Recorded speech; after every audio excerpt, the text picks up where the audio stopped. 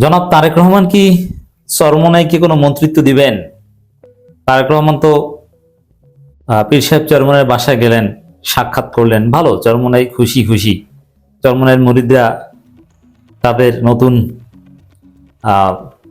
আকাবিরের কাছে মন্ত্রিত্ব চেয়েছেন। তো মজার বিষয়, দিবে কিনা? মনে হয় দিবে না, আপনারা পাবেন না। একজন এমপি হয়েছে টেনে টুনে, কিন্তু মন্ত্রিত্ব পাবেন না, এটা সম্ভব না। এটা তারেক রহমান নিজেদের লোকজনই দিতে পারছে না, আপনাদেরকে দিবে না। আর তারেক রহমান সরকার কোনো হুজুর তার সাথে আছে ওইভাবে এই দায় নিবে না, তাদের দৃষ্টিভঙ্গি ভিন্ন। ওভারঅল দেশ ভালো চালাবে, এটা আমার বিশ্বাস। তো চরমোনাইয়ের লোকজন মন্ত্রিত্ব পাবেন না, বাসায় গেছে, এটা নিয়ে খুশি থাকেন। তবে সম্ভাব্য প্রধানমন্ত্রী বা সরকার প্রধান তিনি বিরোধী দলীয় নেতাদের সাথে দেখা করছেন, বিষয়টা এরকম। কিন্তু সেখানে এর আগে জামাতের আমির ডাক্তার শফিকুর রহমান, নাহিদ ইসলাম এদের বাসায় গেছে। এখন তারা তো এমপি, কিন্তু এখানে ইন্টারেস্টিং, চরমোনাই পীর সাহেবের বাসায় গেছেন, একজন এমপি ছিলেন না। তো এমপি ছাড়া যাদের সাথে সংসদে কোনো দেখা সাক্ষাৎ হবে না, এখানে সম্পর্কটা তো এখন সংসদে, রাজনীতিটাকে আমরা সংসদে নিয়ে যেতে চাই। রাজপথে যেন ওরকম দরকার না হয়, আকাম না করলে তো আর রাজপথে নামার প্রয়োজন হবে না। তো সেখানে চরমোনাইয়ের যাদের সাথে কথাবার্তা বললেন তারেক রহমান, তারা তো কোনো সংসদে না, তাদের সাথে এই সাক্ষাতের ওইরকম তাৎপর্য কিন্তু নাই, এটা সান্ত্বনা পুরস্কার।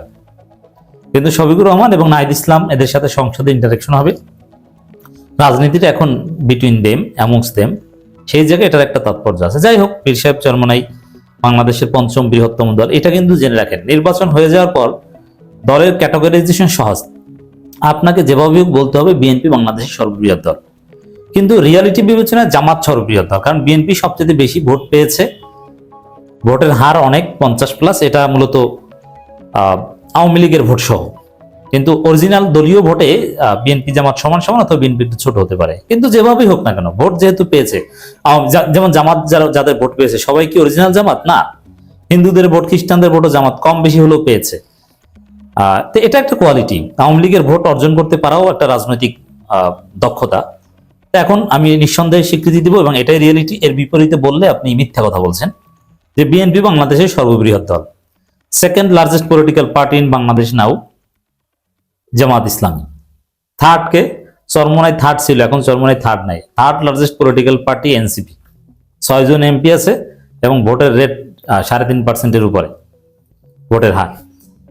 এখন তাহলে থার্ড এনসিপি, চরমোনাই কি ফোর্থ? না, চরমোনাই ফোর্থ না, ফোর্থ হচ্ছে খেলাফত মজলিস, তাদের ভোট সম্ভবত 2.9%, 3.9%, আর চরমোনাই হচ্ছে 3.7 বা এরকম। অল্প ব্যবধানে চরমোনাই ফোর্থ পজিশনটা ধরে রাখতে পারুন। চরমোনাই রাজনীতিতে ৫ম বৃহত্তম রাজনৈতিক দল, বুঝতে পারছেন কোথায় গেছে? একটা সময় ভাব নিত চরমোনাই যে তারা সর্ববৃহৎ ইসলামী দল, এখন দ্বিতীয় বৃহত্তম ইসলামী দল না, মামুনুল হকের দল তাদের চেয়ে বড়। এবং যদি জামাত আর চরমোনাই, এটা তো তুলনা অযোগ্য, ওই আগে যেটা বলতো যে সূর্য এবং হারিকেন ওইরকম। তবে মামুনুল হকের দল চরমোনাইয়ের চেয়ে অনেক দূরে এগিয়ে গেল, এনসিপির সাথে তুলনাযোগ্য না। এনসিপি অনেক বড় কিছু, 6টা এমপি, আপনি চিন্তা করছেন? এবং বিএনপির সাথে থাকলে নিঃসন্দেহে তারা মন্ত্রিত্ব পেত কমপক্ষে 2-3টা। নুরুল হক নূরের মতো ধৈঞ্চা দল, তারাই এমপি হয়ে, যদি নুরুল হক নূরকে ব্যাপক ইঞ্জিনিয়ারিং করে জেতানো হয়েছে বলা হচ্ছে। যাই হোক, যেভাবে হোক জিতেছেন এবং মন্ত্রীও হবেন। নুরুল হক নূরের মতো তো গুরুত্বপূর্ণ না, এটা তো বলতে, তাহলে তো গুরুত্ব বিবেচনায়, সব দিক বিবেচনায় ষষ্ঠ, পঞ্চম না। 5ম নম্বর দিয়েছিলাম প্রথম থেকে, এখন 6ষ্ঠ নম্বর নিয়ে থাকেন আপনি।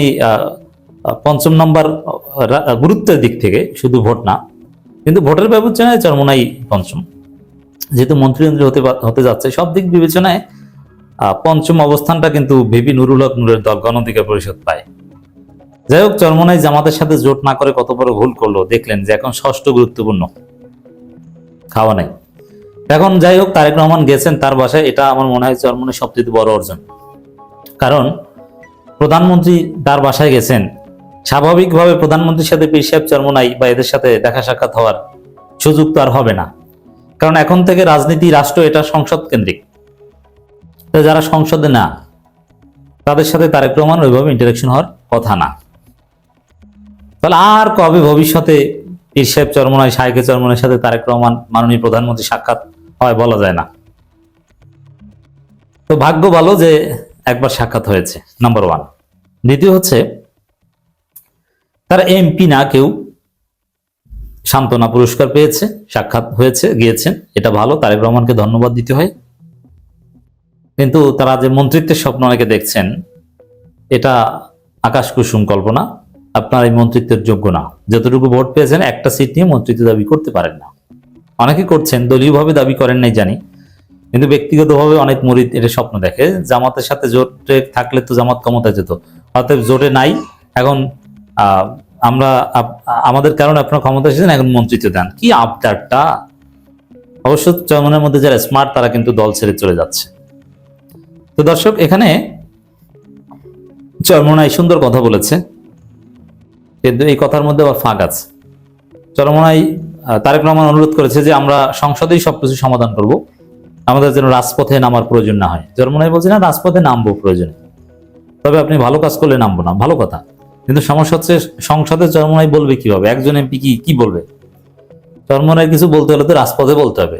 একজন এমপি সময় পাবে কয় মিনিট, সে কি বলবে? আলাদা তাদের যে শরিয়া আইন, কথিত শরিয়া আইনের কথা বলে তারা একজন নির্বাচিত হয়েছে, এটা একটা প্রতারণা। কারণ তারা সংসদে শরিয়া আইনের পক্ষে কিচ্ছু বলবে না, কোনো বিল উত্থাপন করবে না, কিচ্ছু না, পাওয়া কথা। যাই হোক, এটা নিয়ে তারা প্রতারণা করছে, এটা দেখা যাবে, কিছুই না।